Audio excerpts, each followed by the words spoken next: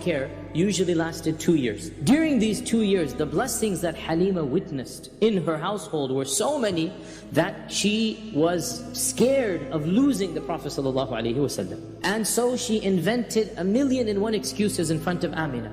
And she kept on persisting until Amina felt that there was so much care and love that the Prophet ﷺ is good hands, and so she agreed to extend this contract for a longer period. Of course, it was during the second phase of this foster care that the famous incident of shaqqus sadr, of opening up of the heart, occurred. When the Prophet ﷺ was 4 years old, Anas ibn Malik narrates, the hadith is in Sahih Muslim, so this is an authentic hadith, no question about it, that Jibreel came to the Prophet ﷺ when he was playing with the other children.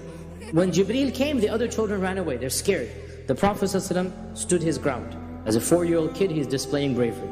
He stood his ground. What do you want from me? And Jibreel came and overpowered him. s.a.w. This means that he was struggling. 4-year-old kid is fighting an angel, the strongest angel Allah has created, but he's not going to go without a fight.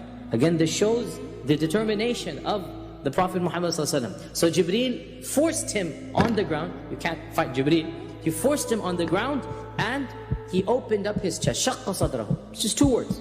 And he took his heart out. And he took out a black slither, a black portion from the heart. And he threw it away. And he said, هَذَا حَظُّ الشَّيْطَانِ مِنْكَ. This is shaitan's portion that he had in you. He took it out. And then he washed the heart in a golden cup of Zamzam. And then he put it back. So he washed the heart and he put it back and he sealed it up.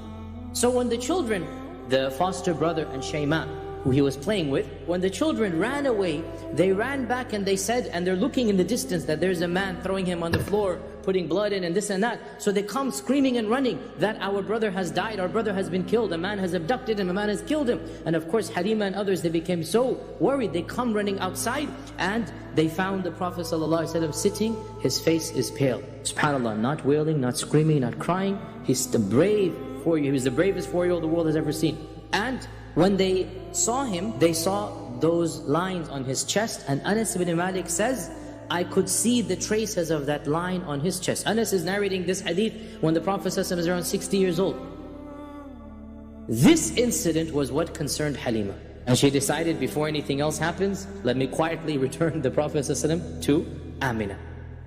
So shortly after the Prophet ﷺ was returned to Amina, we only have one incident that is recorded during this time. Amina decided to take her son to Yathrib. And she had with her the one servant that it is said that Abdul Muttalib gifted them when they got married, and this is Ayman. Abdul Muttalib gifted his son when they got married, Ayman. So Amina traveled to Yathrib, which is now called Medina, along with Ayman and the little boy, the Prophet Muhammad ﷺ, and the Prophet ﷺ stayed there for a few months. On the way back, in a small little settlement, which is still present to this day, and it is called s.a.w. Amina herself fell ill, and she passed away right then and there, and Ayman had her buried by the people of the village, Abwa, and so to this day her grave is at a place called Abwa. And then when the Prophet ﷺ is barely 6 years old, he loses his mother and his father, so he is then entrusted to Abdul Muttalib, the chieftain of the Quraysh. In one occasion, the uncles of the Prophet ﷺ sent the Prophet ﷺ to find some lost camels. Ibn Sa'd mentions, the reason why his uncles chose a little kid, who was probably 7, 8 years old, to go find the camels, was because, listen to this, he never did anything except that it was successful. So now the uncles are getting desperate. Camels are expensive creatures. The uncles are getting desperate and they can't find the camels. So they decide, well, this boy, whatever he does, it works. Let's go send him out alone in the desert to find the camels. And when they sent the Prophet ﷺ, he was delayed in coming back. And Abdul Muttalib, when he found out, he was furious at them. How could you have done this? Why did you send the boy? Now, of course, they sent him because they want the camels back, right? Abdul Muttalib was furious, and he was pacing and walking around waiting for the Prophet ﷺ to come. And as soon as he came, he hugged him and he said, from now on, I will never let you out of my sight.